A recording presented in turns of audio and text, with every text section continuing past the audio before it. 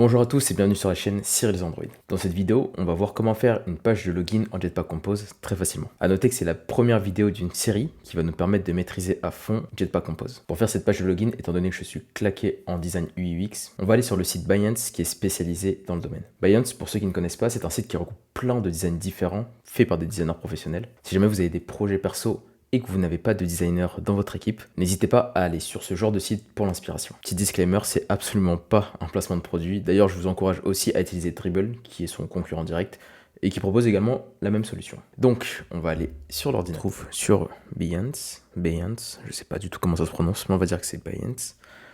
Et on va taper login. On va faire plutôt mobile. Ok, et on va en sélectionner un qui est un peu complexe, mais pas trop non plus, parce que sinon la vidéo va durer 4 ans. Alors, je regarde un peu celui-là. Là, on va voir ici un peu. Ouais, cette page de login me semble pas mal. Donc, ça offre la possibilité de se connecter avec une adresse mail et un mot de passe, donc la classique, ou sinon avec Facebook, Google et un compte Apple. Bon, ça marche pas trop, mais bon. Bon, dans l'idée, on ferait juste cette page de login là, ici. Comme ça, on pourra déjà voir comment implémenter un text field, des textes, des boutons, etc., etc. Ça me semble être un bon début. Ouais, on va partir sur ça. Allez. Maintenant, on va se retrouver sur notre Android Studio préféré. On va cliquer sur Empty Activity et Next. Je vais l'appeler, par exemple, Login Page. Pour minimum SDK, bah écoutez, je vais plutôt mettre ouais, 26. On va laisser à 26. Après, pour le package name, je vous laisse mettre ce que vous voulez, mais généralement, voilà, c'est votre nom de domaine. Donc là, moi, j'ai juste mis com.cyril.android. Ça fait l'affaire. Ensuite, finish. Et on attend que tout ça se synchronise. Très bien, maintenant que c'est synchronisé, on voit ici notre main activity, donc classique. Ici, on a notre composable, donc rating, qui est juste un texte avec hello name. Donc là, on le voit ici, on appelle ici notre greeting et on passe en paramètre Android. Donc là, je vais faire un build and refresh pour qu'on puisse voir la preview. Alors si ça fonctionne. Ok, ça fonctionne. Et donc là, on voit bien notre texte qui apparaît ici. Donc là, si par exemple je tape hello YouTube, on va voir que ça charge juste en haut à droite. Et donc la preview est bien mise à jour. Très bien. Donc aussi petit disclaimer, si jamais vous ne savez pas du tout ce qu'est Jetpack Compose, j'ai fait une vidéo, elle apparaît en i quelque part en haut à droite normalement. Donc n'hésitez pas à aller la voir avant de revenir sur cette vidéo là. Mais rapidement donc, un composable est toujours annoté de notre composable là-haut, logique. Ensuite, ça se présente sous la forme d'une fonction classique avec des paramètres. Et à l'intérieur, ensuite, on a d'autres composables qui viennent s'imbriquer. Donc ce qu'on va faire, sans plus tarder, hop là, on va venir créer un fichier qu'on va appeler par exemple login text field. Ici, je vais venir mettre @composable, donc pour définir un composable. Et de la même manière que je définirai une méthode, j'écris le fun et le nom de mon composable, donc ça va être login text field. J'ouvre les parenthèses. Là. Donc là, je vais mettre un premier paramètre qui va être mon modifier. Je vais lui donner une valeur par défaut à juste modifier. Hop là. Option entrée pour hop là, importer le modifier en question. Donc encore une fois, si jamais tu ne sais pas ce que c'est un modifier, n'hésite pas à aller voir la vidéo qui est en description. Et ici, je vais faire appel au text field qui est disponible par défaut avec Material 3. Donc là, on voit qu'on doit renseigner deux paramètres, donc value et onValueChange. CTRL-clic sur text field, on clique là. Si on monte en haut, ici, on va voir tout simplement la description de chaque paramètre. Donc, on nous parle de value, donc the input text field value to be shown in the text field.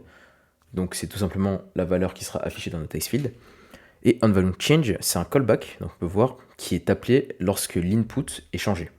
Donc lorsque l'utilisateur va taper sur son clavier quelque chose de nouveau dans le text field. Donc là, on va retourner dans notre login text field. Donc ici, on va définir une nouvelle variable qu'on va appeler, par exemple, le text field value.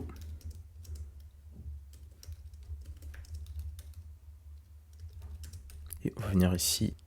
Et à l'intérieur, on va créer ce qu'on appelle un mutable state of. et on va lui donner aucune valeur. Et ensuite, je clique sur Import Extension et voilà, on voit qu'on n'a plus d'erreur ici. Et là, je vais indenter pour que ce soit plus propre, text field, value.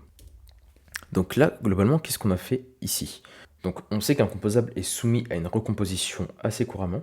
On peut comparer ça à un chargement, donc le composable est rechargé. Et donc notre mot-clé ici, remember, nous permet tout simplement de sauvegarder la valeur du textField value, même au moment de la recomposition. On peut voir un peu ça comme un système de cache qui va garder en mémoire la valeur de notre textField value. Ensuite, le mutable state of, ça veut tout simplement dire que notre valeur de textField value va être modifiée. Et ça permet de créer un espèce de listener qui va détecter lorsque donc, cette valeur est modifiée, ce qui va lancer une recomposition. Ensuite, dans notre text field, on a le onValueChange, donc qui est un callback qui va être trigger dès que l'utilisateur va taper sur le clavier de son application.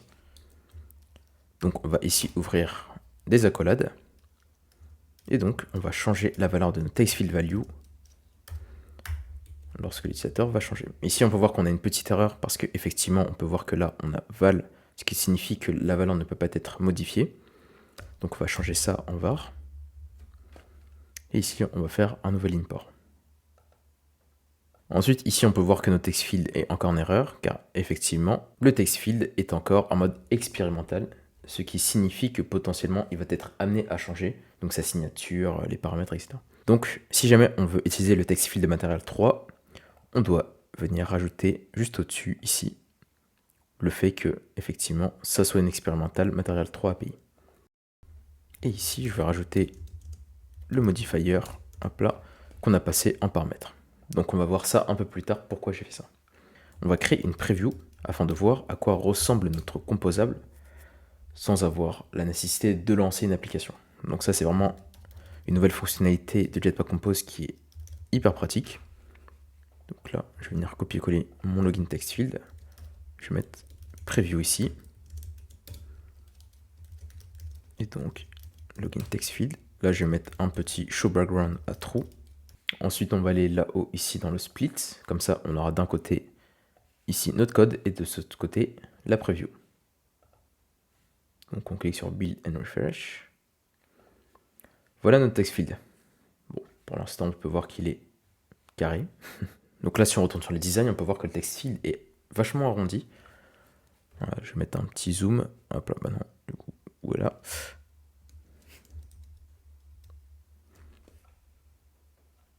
Voilà, vous pouvez voir ici effectivement qu'on a vraiment des bords très arrondis, donc on va refaire ce système-là. Donc pour venir arrondir les bords, on va ici utiliser donc shape qui signifie forme. En gros, si on fait la traduction, on a différentes formes qui sont déjà définies avec Jetpack Compose. Donc on va prendre le rounded corner shape, ce qui veut dire les bords arrondis. Donc on va mettre par exemple 20 dp. Voilà, ici on peut voir que, bon, on voit pas très bien. Ce que je vais faire, c'est que je vais utiliser le modifier, donc le modifier qui permet de modifier l'aspect visuel de notre text field et de notre composable de manière générale. Donc ici, je vais mettre une couleur assez flashy pour qu'on voit la différence, par exemple du cyan. Alors ça charge. Voilà, donc on voit à peu près, ouais, je pourrais même mettre une autre couleur. Écoute, on va mettre black comme ça, on va vraiment voir la différence. Voilà, donc on voit à peu près à quoi va ressembler la courbure de notre text field. Donc là, on peut voir qu'on peut encore y aller. On va partir sur du 30. Et avec du 30, on peut voir effectivement qu'on a vraiment ici les bordures très très arrondies, qui font presque des moitiés de cercle, comme on peut voir sur le design. Très bien. Ensuite, on va refaire un commande clic sur textfield. On peut voir ici qu'on a d'autres informations. Donc par exemple, est-ce qu'on veut que ce soit un single line? Donc généralement, dans les textfields, dans les barres de login, effectivement, c'est d'une ligne simple. Ça ne va pas venir faire un retour à la ligne. Donc on va déjà mettre single line à true. Donc ici, on va rajouter single line à true. Ensuite, pour la shape, on a déjà modifié. Pour la couleur, on va revenir juste après. Mais là, ce qui va nous intéresser, ça va être le label ici et le placeholder. Donc, quelle est la différence entre les deux? Si on retourne dans la description des paramètres, on peut voir label, the optional label to be displayed inside the text field container. Donc, on peut voir the default text field for internal text is body smile, blablabla. Donc, en gros, le label, c'est lorsque vous cliquez sur votre text field donc, et que vous avez le focus sur ce text field en question, vous allez avoir le texte qui va monter en petit en haut. Je vais vous mettre des screenshots pour que ce soit plus clair parce qu'expliquer de vive voix, c'est assez compliqué. Mais donc si on retourne sur notre design, on peut voir qu'effectivement on n'a pas de label, on va avoir juste ici des gros textes qui vont apparaître au-dessus de chaque text field. Donc nous on n'a pas besoin de ça. Donc on retourne dans Android Studio, donc nous on va juste utiliser le placeholder. Donc on peut voir que ici, placeholder, ça nécessite un composable. Donc c'est ce qu'on va faire, on retourne sur login text field, et je vais mettre ici, placeholder, et j'ouvre. Et à l'intérieur, on va tout simplement définir un texte, la commande option L pour la réindentation. Donc texte, comme vous pouvez vous en douter, c'est également incomposable. Si je fais CTRL, clic dessus, on peut voir effectivement que c'est bien composable de Material Design 3. Et il va attendre un texte qui est un string. Donc je vais mettre par exemple email address. Donc là, on peut voir effectivement avec notre preview qu'on a bien un placeholder. Donc qui permet tout simplement d'indiquer à l'utilisateur ce qu'il doit taper dans cette barre de recherche. Ensuite, ce que je vais faire pour avoir des couleurs plus précises, hop là, je vais venir faire un screenshot hop là, de mon text field. Je vais retourner sur Google et je vais taper get color from image. Je vais par exemple prendre le premier image color picker. User image. Alors je vais autoriser les cookies d'abord. Alors donc ici ils me disent browse a drop image. Je vais cliquer dessus, je vais aller dans mon bureau et récupérer la capture que je viens de faire. Comme ça, ça me permet d'avoir la couleur précise. Donc, il faut voir qu'effectivement, c'est un gris qui est assez clair et plutôt facile au niveau de l'hexadécimal. Donc maintenant, on retourne sur Android Studio et comme je vous avais dit tout à l'heure, on va mettre ici ce qu'on appelle color. Donc color, qu'est-ce qu'on attend? Si on fait un CTRL-clic sur text field, on voit que c'est un text field colors. Si on clique dessus, on voit que c'est tout simplement une classe qui va prendre ici différents paramètres dans son constructeur. Donc nous, ce qui va nous intéresser, par exemple, ça va être le conteneur couleur. Et on peut voir un peu plus bas le placeholder color. Et on va retourner donc dans notre login text field et on va taper ici text field default. Et on va taper text field color. Et donc là, on va tout simplement appeler les couleurs qu'on souhaite modifier. Donc conteneur color. Donc là, on va faire appel à notre color. Donc on peut voir c'est Android X compose UI graphics. C'est bien ça. Et là, on va taper 0xff. D'accord. Et donc là, ensuite, on va mettre l'hexadécimal, donc la valeur hexadécimale de notre couleur. Donc nous, on se rappelle, c'est que des E, donc facile. 1, 2, 3, 4, 5, 6. Donc là, le temps que ça charge. Donc voilà, là, on a la vraie couleur qu'on avait juste ici. Ensuite, hop là, si je vais venir me rapprocher un peu, bon, c'est très flou, mais on peut voir que c'est un gris un peu plus foncé. Ouais, je vais faire le travail un peu de... Hop là. Ouais, je vais prendre celui-là. Donc D2, D2, D2. Donc ça, c'est le placeholder color. Donc je vais faire la même chose, color 0xff. Et donc D2, D2, D2. Et donc là, on va voir que la couleur de email adresse va être modifiée. Ça va être peut-être un gris plus clair. Voilà.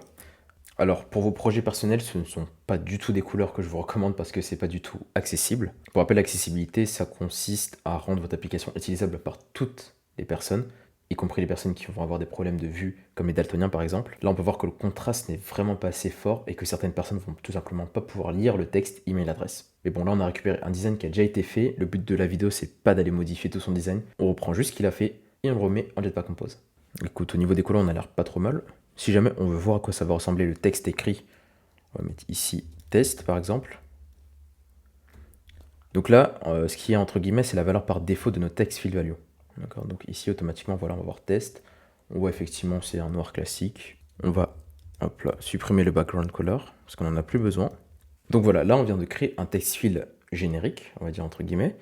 En revanche, on peut voir que si jamais on retourne sur le design, ici, on a deux text fields, donc c'est le même, mais un pour l'email et l'autre pour le password. Donc ce qu'on va faire, c'est qu'on va permettre de modifier le login text field à partir des paramètres. Donc on retourne sur Android Studio, et là donc, dans un premier temps, is password.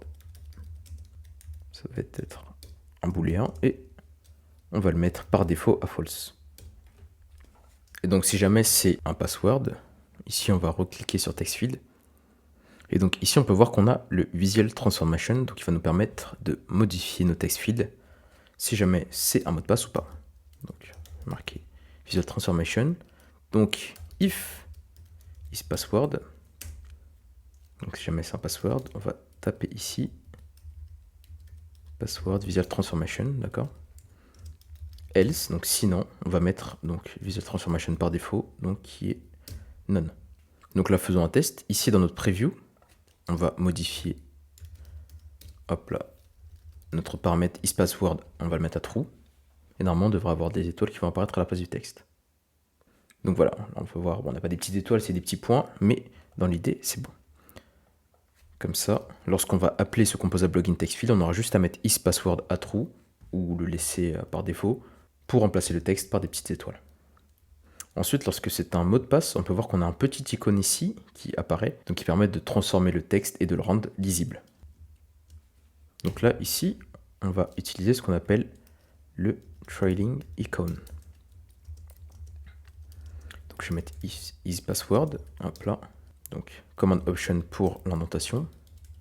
Et donc si on a un password, on va écrire un icon button.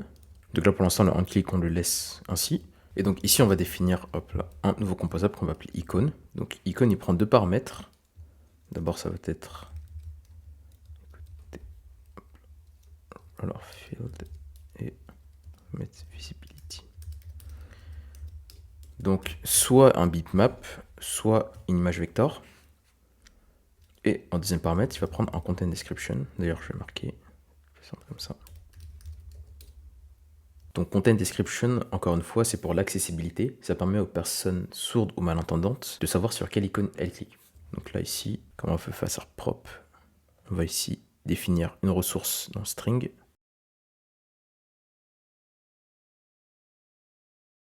Display. Donc afficher le mot de passe. Masquer le mot de passe.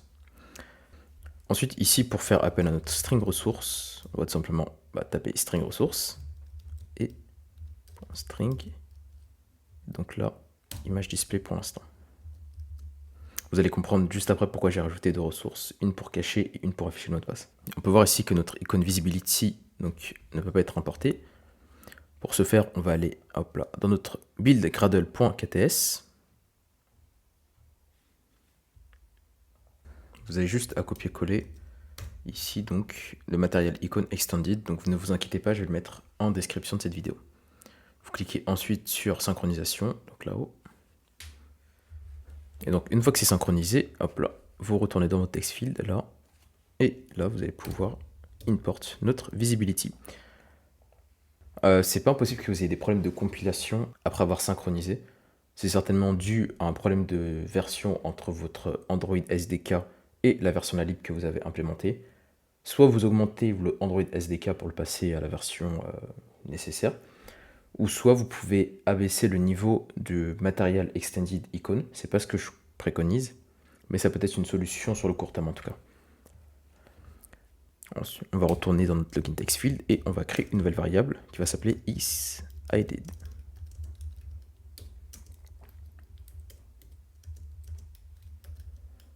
State of. Et par défaut, on va le mettre à false. Donc ça va être utilisé que lorsqu'on est en mode password. Donc, par exemple ici, hop là. Donc là-dedans, on rentre dans cette condition que si le text field c'est un password. Donc là, on va changer ici l'icône. If isIdid. On va plutôt mettre donc un autre icône. Visibility off. Et on va faire pareil ici avec le content description. Donc if isIdid. Et bah je vais hop là utiliser deux content description différents. Donc là c'est bien affiché et donc si il n'est pas caché, et ben on va mettre ici icône hide. Et donc là on peut voir ici qu'on a un petit warning car effectivement isIdid n'est jamais modifié. Et bien on le modifie lorsqu'on clique sur notre icon button. Donc on va simplement mettre voilà, comme ça lorsqu'on va cliquer donc sur notre icon button qui est juste là ici, le isIdit va toujours changer de valeur. Et donc va passer de false à true ou de true à false. Et ici par défaut d'ailleurs, je vais lui mettre la valeur true, car par défaut, effectivement, notre password va être forcément modifié. Donc là, on va lancer le mode interactif qui est hyper pratique avec Jetpack Compose. Directement dans la preview, on peut interagir avec notre composable et voir comment il va réagir sur l'application. Pour ce faire, on met juste Start Interactive Mode. Donc là, effectivement, on peut bien voir, hop là, qu'on a bien l'icône qui est modifiée à chaque fois qu'on clique dessus. Nous, ce qu'on voudrait maintenant, c'est lorsqu'on clique sur cette icône, en plus de le modifier, on veut que notre texte change. Donc là, pour l'instant, c'est juste si c'est un password. Effectivement, on va prendre le password Visual Transformation, mais il faut qu'on prenne également en compte le isIdid. Donc là, ici, on va mettre isPassword and isIdid. Donc si jamais le text field, c'est un mot de passe, et si en plus il est caché, là, effectivement, on met le text field en mode password Visual Transformation, donc pour afficher les petits points. Sinon, effectivement, on prend le Visual Transformation par défaut. Donc là, on va voir, on est toujours en mode interactif. Si on clique dessus, voilà. On peut voir que notre password est bien affiché. Et dans tous les cas, si jamais ce text field n'est pas un password, on peut voir que là, l'icône de l'œil part, et en plus, notre texte est bien visible. Ensuite, là, si on revient sur notre UI qu'on a sélectionné, on peut voir que, effectivement, ce qui peut changer, ça va être ce qui est à l'intérieur ici, donc le placeholder. Donc, je vais tout simplement laisser la possibilité de modifier le placeholder. Placeholder, ça va être une string, et par défaut, ça va être quelque chose de vide. Ou sinon, je vais pas de mettre de valeur par défaut, comme ça, on est obligé de mettre un placeholder dans notre login text field.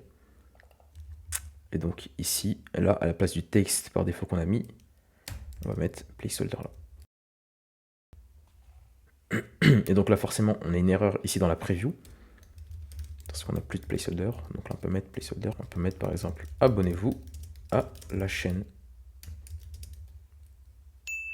Donc là, dans tous les cas, ça ne va pas s'afficher parce qu'ici, on avait mis bien sûr la valeur par défaut test. Là, si on le supprime et qu'on le met vide, on peut voir que là, on a bien notre placeholder qui est rempli de sagesse. Abonnez-vous à la chaîne si jamais ce genre de contenu vous plaît. Et globalement, on a presque terminé notre login text field. Ce qu'il nous faut en plus, c'est rajouter juste en haut là, ici, les petits titres, donc les labels de nos text fields. Donc ce qu'on va faire, c'est qu'on va mettre tout simplement un texte, très simple. Pour l'instant, on va juste mettre un texte par défaut. Donc là, on voit que c'est en train de charger sur la preview. Et on peut voir effectivement qu'on a un petit comportement étrange, car notre texte qu'on vient d'ajouter est derrière le text field. Parce qu'effectivement, en Jetpack Compose, si jamais vous mettez plusieurs composables ainsi, ils vont juste tout simplement se marcher les uns sur les autres. Donc ce qu'on va faire, c'est qu'on va définir ici une colonne. Donc il y a un autre composable qui va prendre à l'intérieur le texte et le text field.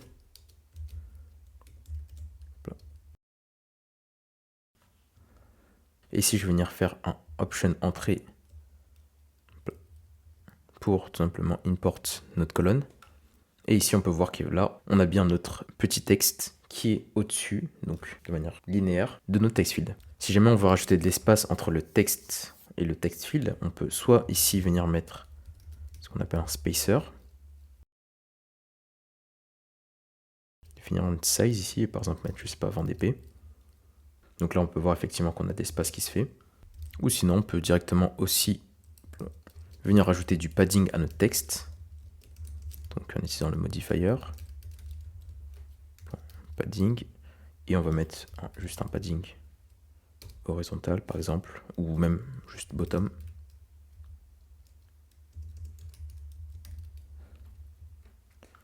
Bien sûr, on n'oublie pas la petite virgule là, et ça va revenir au même. On peut voir ici. La seule différence ici en utilisant le modifier, c'est que notre texte, en vrai email, va prendre toute cette partie là en fait. Alors qu'avec le spacer, ça va venir ajouter un composable qui permet d'ajouter un espace blanc. Donc là, on va dire qu'on laisse ça comme ça. Et si on retourne ici dans notre UI, on peut voir qu'effectivement, le texte juste au-dessus, donc ce qu'on va appeler le label, est assez gras. Donc ce qu'on va faire, c'est qu'on va ici définir font weight, et on va mettre en bold. On va voir si ça suffit. Ça me semble bien, peut-être un peu trop gras, dans ce cas-là, je vais mettre plutôt du semi-bold.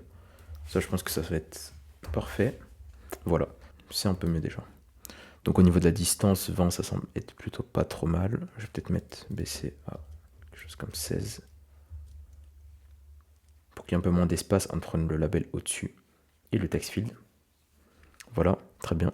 Et ici, bien sûr, il faut la possibilité de pouvoir modifier notre label. Donc on va rajouter ici un paramètre à notre login text field, de la manière qu'on a rajouté le placeholder là. Et on va venir ici modifier le texte de notre label, tout simplement. Donc là, bien sûr, la preview est cassée. Donc ce qu'on va faire, c'est qu'on va mettre label ici et je vais mettre email ID. Voilà. Donc là, on a fait déjà notre premier composable qui va être ici le login text field. Ensuite, par exemple, pour la deuxième composable, je vais prendre le bouton rouge login. On peut voir qu'il est utilisé un peu partout. Donc il reprend les mêmes courbures ici que le text field. Voilà, rien de particulier, sinon le texte est centré et la couleur est d'un rouge assez vif. Donc on va implémenter ça. Donc ici on peut créer un nouveau file, donc new Kotlin class file. Et donc là je vais l'appeler par exemple login button cette fois-ci. Donc là on va mettre la notation habituelle composable pour indiquer que c'est un composable. Et on va nommer notre composable login button. Donc comme vous en doutez aussi, on a un composable par défaut qui est proposé avec Material 3 qui s'appelle button. Donc il propose ici un callback on click, donc lorsqu'on clique sur le bouton, et un corps qui va nous permettre de rajouter ce qu'on veut. Donc là, on va juste rajouter un texte. Option import, donc le texte classique. Et là, par exemple, je sais pas, je vais marquer login. Je vais, comme tout à l'heure, faire la preview en mettant show background à true. Option entrée pour import. Et ensuite, je vais mettre ici, hop là, login preview. Bien sûr, on n'est pas oublié de rajouter la notation composable, sinon ça ne va pas fonctionner. Hop là, je fais appel à mon login button dans mon login preview, split, build and refresh. Et donc là, on a la première version de notre bouton. Très bien. Donc la première chose qu'on va faire, c'est aussi qu'on va rajouter ici un modifier en paramètre qu'on va passer à notre button. Très bien. Et d'ailleurs aussi, je vais revenir sur mon login text field là, car comme vous en souvenez, j'avais mis le modifier ici à mon text field, sauf que ça, je vais l'enlever, car à partir du moment où on a rajouté la colonne est devenue le composable parent, et on doit toujours ici là, attribuer le modifier de notre composable au composable parent. Donc dans notre cas, c'est colonne. Donc ici, on est bon, parce que le composable parent, c'est bien le button. Bon, là, on peut voir effectivement que notre bouton est bien, même au niveau de la shape, on peut voir qu'on a bien ici les bordures bien arrondies. Donc on n'a pas besoin de modifier la shape. En revanche, on va modifier les couleurs. Et comme tout à l'heure, on va faire appel à button default, button color, bien sûr, on met la petite virgule. Et donc là, ce qu'on va changer, ça va être juste le container color, qui va être un rouge bien éclatant.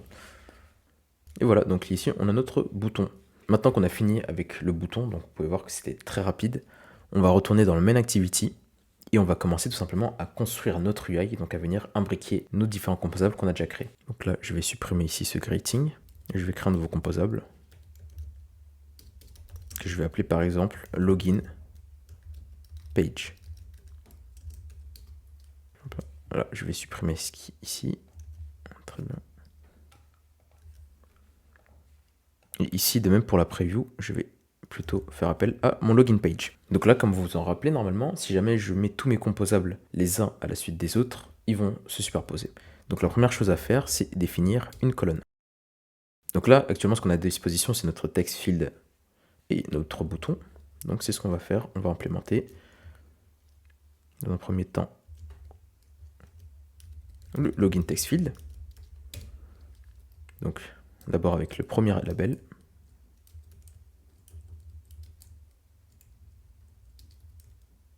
Donc email ID. Le placeholder, ça va être enter your email address. your email ID, pardon.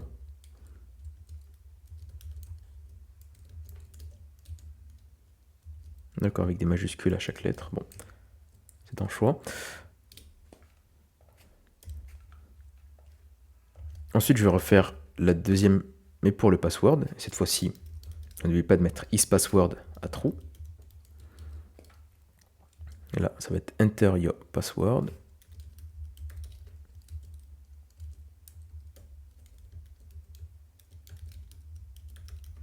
Donc là, si je fais, hop là, ici.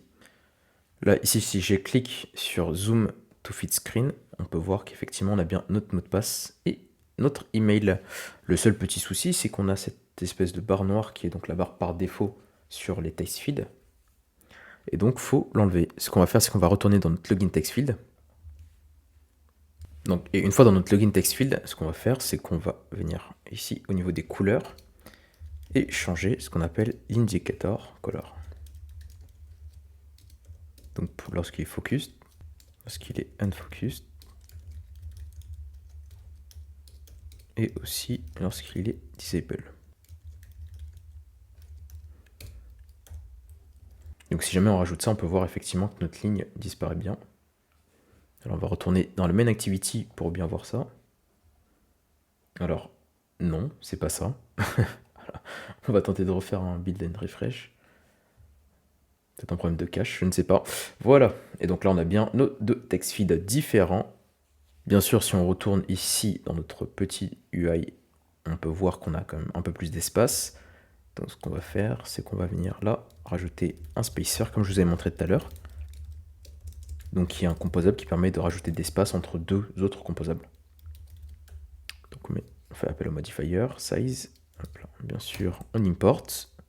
Pareil pour size, on import. Et on va mettre par exemple, je sais pas,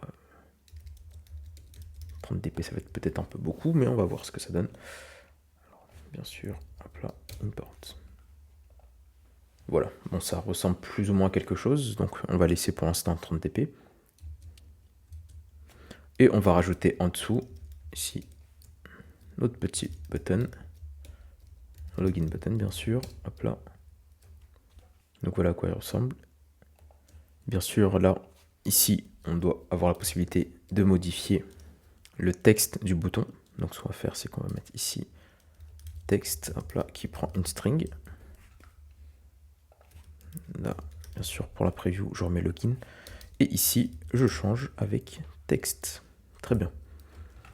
On retourne dans le main activity. Donc là, on peut voir que notre bouton est petit. Alors là, on voit plus rien. Mais on va bientôt voir que notre bouton est tout petit. Non, effectivement, si je mets pas ici de texte, ça ne va pas fonctionner. Login, c'est bien ça, c'est bien ça. Donc voilà, donc là on retourne là, sur notre preview, et on peut voir que le bouton est tout petit. Ici, si on veut que le bouton prenne toute la page, on va utiliser encore une fois le modifier, donc comme j'ai dit précédemment, qui permet de modifier l'aspect d'un composable. Donc, modifier, et fill max width. Donc width qui concerne. Donc width qui est la traduction de largeur. Donc là, je lui ai dit tout simplement qu'il remplisse toute la largeur. Voilà à quoi ça ressemble. Et on va faire exactement la même chose pour nos text fields, car on peut voir maintenant hop là, qui ne sont pas assez longs.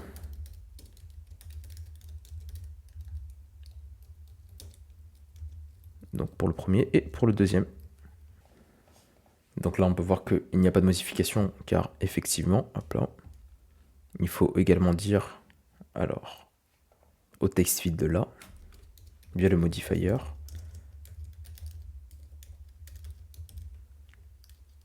qui doit prendre toute la largeur du parent. Parce que là, actuellement, ce qu'on a fait en mettant un field max width sur notre login text field, on a tout simplement dit à la colonne ici de prendre tout l'espace. Mais si jamais l'enfant ne prend pas tout l'espace non plus, bah ça sert pas à grand chose. Donc là, on peut voir déjà dans notre preview qu'on a une petite différence. On a un text field un peu plus long. Et si on retourne dans le main activity, ça charge. Et voilà, on a quelque chose d'un peu plus cohérent. Alors moi, quand je vois la preview, il y a quand même quelque chose qui me dérange, c'est le fait que le bouton soit plus petit en termes de hauteur que le text field. Donc on va aller modifier ça. On va utiliser bien sûr le modifier. Bon, on va mettre tout simplement height pour modifier donc la hauteur de notre bouton. On va mettre par exemple, je sais pas, quelque chose comme 48. Je crois que c'est la valeur par défaut des text fields. Voilà, c'est peut-être un peu plus grand. Bon, on va quand même aller dans le main activity pour voir ce que ça donne. Ah, voilà, ça donne quelque chose d'un peu plus égal. Très bien, ici, je vais rajouter encore une fois mon spicer. Donc voilà, pour l'instant on va s'arrêter là pour la première partie de la vidéo. Si jamais tu veux suivre la partie 2, le lien est en description. N'hésite pas à liker cette vidéo si elle t'a plu, c'est super important pour le référencement. Et on se dit à tout de suite dans la partie 2.